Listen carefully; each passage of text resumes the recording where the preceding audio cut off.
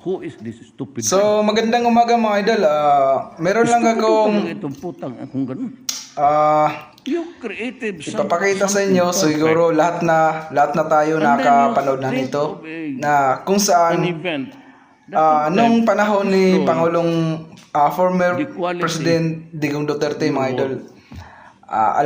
Alam kong napanood nyo na to na minura ni Digong yung Panginoon natin, minura niya. At kini-question niya yung Panginoon natin at tinawag na stupid God. So, kayo na ang humasga mga idol.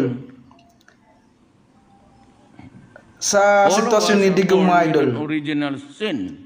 ito na kaya yung sinasabi nilang don't mock God. May kasabihan nga tayo, di ba? Murahin mo na lahat ng tao sa mundo. Nasa home ka Wag pa, lang ang may Panginoon. kasalanan ka na. So, kayo na ang humusga mga idol. Tsuk-tsak, Kung walang anong nanay, klaseng pati tao tatay si mo, wala ka Digong makasali. Duterte mga idol. Tapos ngayon, may original sin. Sa tingin ko mga idol, kaya niya to sinabi dahil feeling niya napaka-powerful niya na. Who is this stupid God? Feeling niya above the law na siya. Stupid talaga itong putang. Or dahil hindi siya naniwalang may Panginoon, may Diyos. And then, Or think dahil of ang Diyos niyang kinikilala an event ay si that would take Kibuloy. and destroy. Dahil alam naman natin mga idol na si Kibuloy at saka si Digong Duterte ay sobrang close. Napaka-close nilang dalawa mga idol.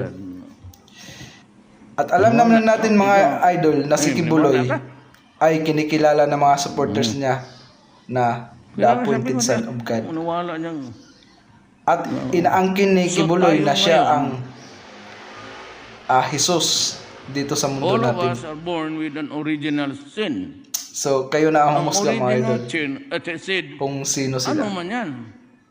So God bless. Mag-ingat tayo palagi. O, Mahalin natin ang bansang Pilipinas. bakit Don't original? vote Nasa home ka pa, may kasalanan ka na. pro-China. Please vote pro-Philippines. Tsuk-tsak, walang unang nanay, pati tatay mo, wala ka bang kasali? Tapos ngayon, may original sin ka.